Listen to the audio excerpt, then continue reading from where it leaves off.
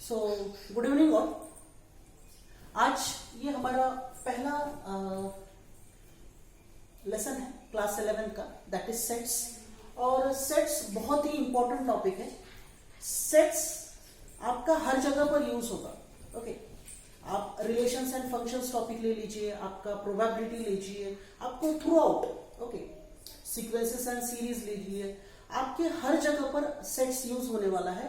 तो सेट्स एक बहुत ही इंपॉर्टेंट और बहुत ही क्रूशियल टॉपिक है। ओके, और इस टॉपिक में आज हम इंट्रोडक्टरी पार्ट देखने वाले कि सेट होता क्या है, then definition of a set, representation of a set, examples of different kinds of sets. Okay, ये सब कुछ हम कवर करने वाले हैं। Okay, all these things we are going to cover. Then examples of set like natural numbers, integers, rational numbers, real numbers, ये सब कुछ हम देखने वाले हैं। Okay, in the sets. Now सबसे पहले what is a set. Okay, set होता क्या है। ओके, सपोज हम ऐसा माने कि set is nothing but a well defined objects. Okay, well defined objects. Okay, objects यानी कुछ भी हो सकता है। Object can be anything. Okay, like हम एग्जांपल लेते हैं कि players in the Indian cricket team. Okay, ये वेल डिफाइंड है। Okay, this are well defined. Okay, कौन कौन प्लेयर्स हैं? Virat Kohli. Okay, well defined objects. Okay, set के लिए हम बोल सकते हैं कि it is nothing but a collection of a well defined objects. Okay, collection, set is a collection of well defined objects, well defined objects. Set is a collection of a well defined objects, यानी ऐसा set और ऐसा definition जो कभी change नहीं होगा। Okay, जैसे कि हम अगर players of Indian cricket team माने तो वो सेट होगा। हम सेट के लिए कोई भी नाम दे सकते हैं, suppose set A. Okay, set A. अब यहां पर हो सकता है Virat, then Rohit, then Dinesh Karthik, okay and so on. Okay, बहुत सारे लोग, MS धोनी। ओके, तो ऐसे बहुत सारे प्लेयर्स हो सकते हैं जो सिलेक्टेड स्क्वाड। ओके, जो सिलेक्टेड स्क्वाड है। तो यहां पर अगर हम क्रिकेट टीम की बात करें तो एक ही आएगा, लेकिन अगर इसी को दूसरे एंगल से पूछा जाए, ओके, अगर इसी को पूछा जाए कि best top 3 players of Indian cricket team, तो सपोज 2 लोग हैं। Okay, Ram and Shyam. Okay, अब राम के नजर में 3 बेस्ट प्लेयर जो है, ओके, राम के नजर में 3 जो बेस्ट प्लेयर्स है वो है विराट, धोनी एंड रोहित।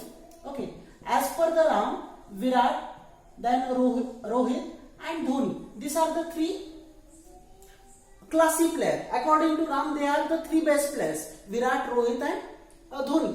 अब अगर कोई दूसरा आएगा, ओके, अगर कोई दूसरा बंदा है, suppose other person is Shyam, तो श्याम क्या कहेगा? नहीं, एज पर मी, श्याम के हिसाब से Dinesh Karthik is a very good player, then Kedar Jadhav is a good player.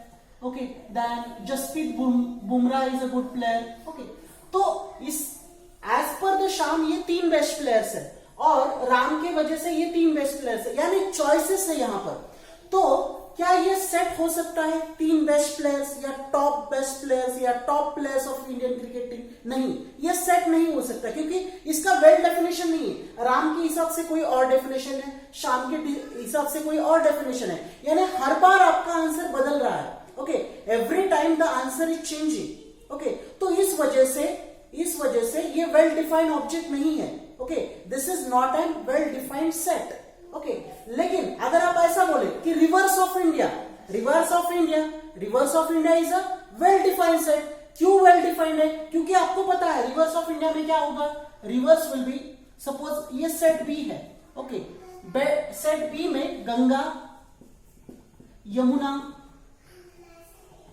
Okay, Godavari, okay, ये सारे के सारे रिवर्स आएंगे। ओके, तो ये रिवर्स इन इंडिया, ये वेल डिफाइंड सेट है।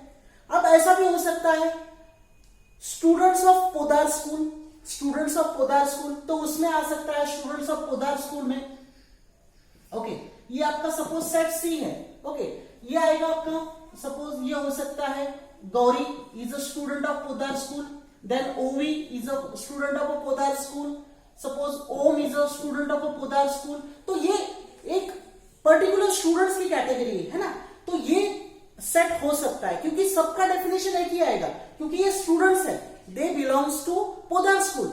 ये कहां पर पढ़ते हैं? पोदार स्कूल जालना में पढ़ते हैं ये लोग। Okay now like rivers, they are also well defined objects. Okay और players of Indian cricket team. Okay अब अगर आपको कोई ऐसा पूछता है कि 3 best movies, okay collection of 3 best movies, तो क्या ये सेट हो सकता है? नहीं, क्योंकि हर इंसान के हिसाब से every person will have the different choice, every person will have the different choice, so it is not a well defined set, it is not a well defined set. तो आप सेट का डेफिनेशन समझ चुके होंगे।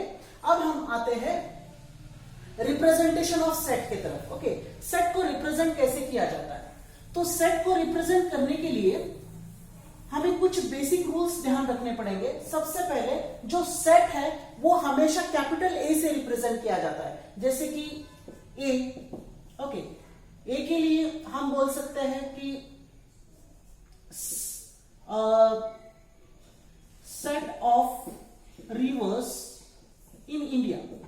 Okay तो यहां पर एक चीज ध्यान रखिए, ये ए सेट है आपका। ओके इसमें रिवर्स ऑफ इंडिया आ रहे हैं, तो वो कोई भी हो सकते हैं। ओके कोई भी रिवर्स ले सकते हैं, लेकिन वो वेल डिफाइंड सेट है। तो हम हमेशा सेट को कैपिटल अल्फाबेट से रिप्रेजेंट करते हैं। Set A, set B, set C, set C, set D, set E, set F. So sets के लिए एक चीज ध्यान रखनी है कि हमेशा हम कैपिटल ए यूज करते हैं। और जो सेट्स को जनरली 2 फॉर्म में रिप्रेजेंट किया जाता है, एक होता है टैबुलर फॉर्म या roster form. Okay roster form भी कहा जाता है, और एक होता है सेट बिल्डर फॉर्म। ओके ये 2 फॉर्म्स हैं।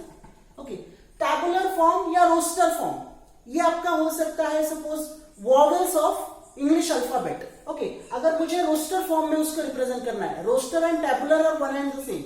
अगर मुझे set B vowels of English alphabet ये रिप्रेजेंट करना है, तो हमें पता है कितने वॉवेल्स होते हैं? 5 vowels, A, E, I, O and U. Okay ये 5 जो है वॉवेल्स है इन इंग्लिश अल्फाबेट। सो यहां पर हम ये बोल सकते हैं कि this is the well defined object. तो यहां पर आप देख सकते हो कि यहां के जो एलिमेंट्स है, this objects are represented by a comma, है ना, हर कॉमा के साथ। और यहां पर जो अल्फाबेट लिखे जाते हैं, और या इसे हम मेंबर्स भी कह सकते हैं। Okay this are the members. तो ये मेंबर्स हमेशा हम स्मॉल लेटर्स में रिप्रेजेंट करते हैं, यानी small A, small E, small I, small O, small U. Okay this is the basic criteria. हमेशा जो आपके ऑब्जेक्ट्स है उनको स्मॉल अल्फाबेट्स में रिप्रेजेंट किया जाएगा और उनको कॉमा के साथ रिप्रेजेंट किया जाएगा, यानी हर एक ऑब्जेक्ट लिखने के बाद हमें कॉमा देना जरूरी है। We have to represent them with the comma. Okay now third thing, okay तीसरी इंपॉर्टेंट चीज आपको क्या ध्यान रखना है कि हमेशा सेट को आप इस कर्ली ब्रैकेट में, ओके इस कर्ली ब्रैकेट से रिप्रेजेंट करते हैं। We use the curly bracket for representing the set. Okay अब यहां पर देखते हैं टैबुलर फॉर्म या रोस्टर फॉर्म वो होता क्या है। एक्चुअली टैबुलर फॉर्म या रोस्टर फॉर्म वो ये होता है कि जहां पर हम कॉमा से उसको रिप्रेजेंट करते हैं। ओके और सेट बिल्डर फॉर्म क्या है? सेट बिल्डर फॉर्म यानी किसी इंफॉर्मेशन को उसकी डेफिनेशन के साथ लिखना। ओके जैसे कि आप ऐसा बोल सकते हो कि natural numbers up to 10, natural numbers up to 10।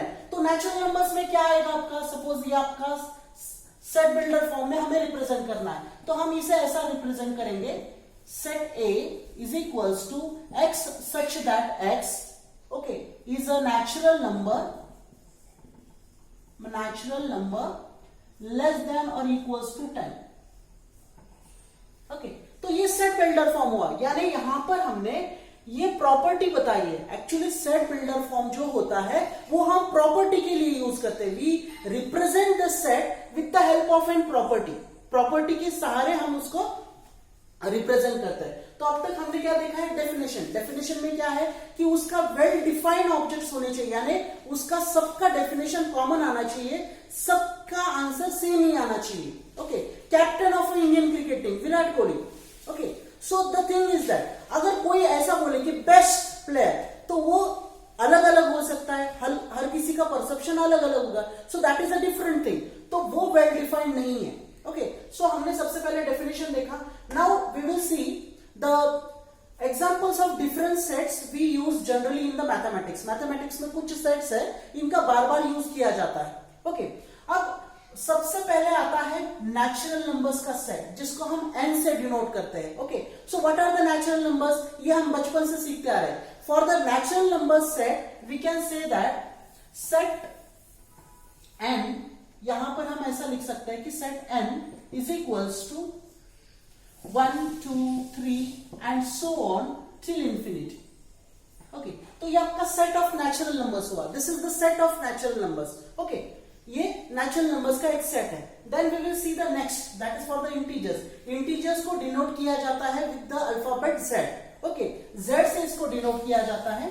तो यहां पर हम इंटीजर्स के लिए क्या बोल सकते हैं, what is the definition of an integers? Integers are nothing but negative set of negative and positive numbers including zero, है ना। यानी हम ऐसा बोल सकते हैं कि माइनस इंफिनिटी और प्लस इंफिनिटी के बीच में जो कुछ भी आएगा वो सब कुछ जो होगा that will be a set of integers, that will be a set of integers. यानी हम ऐसा बोल सकते हैं कि -2 -1 0 1 2 and so on till positive infinity. तो ये आएगा आपका इंटीजर्स का सेट। This is the set for the integers, this is the set for the integers. फिर उसके बाद set of a rational number. Rational number क्या होता है? Rational numbers are nothing but the numbers which are in the form of p upon q। Okay, which are in the form of p upon q। Okay, और जहां पर q is not equals to 0। Okay, यानी जहां पर q की जो value है वो 0 के बराबर नहीं है, तो ये होता है आपका set of a rational number. तो आपका 1 होता है, 2 होता है, 3 होता है, एनीथिंग, लेकिन डिनोमिनेटर में आपका 0 नहीं होना चाहिए। हाँ, 0/1 लिख सकते हैं, 0/2 लिख सकते हैं, 0/3 लिख सकते हैं, 0/4 लिख सकते हैं। सो ये सब कुछ लिख सकते हैं, लेकिन we can not write like this. 2/0 हम नहीं लिख सकते। This is not defined, this is not defined for the set. Okay, फिर उसके बाद आता है set of a real numbers. अब रियल नंबर्स का सेट क्या होता है? रियल नंबर्स क्या होते हैं कि रैशनल एंड इरैशनल, ये दोनों मिलाकर रियल नंबर्स बनाते हैं। अब रैशनल क्या होते हैं कि numbers which are represented in the form of p upon q, वो होते हैं रैशनल नंबर्स।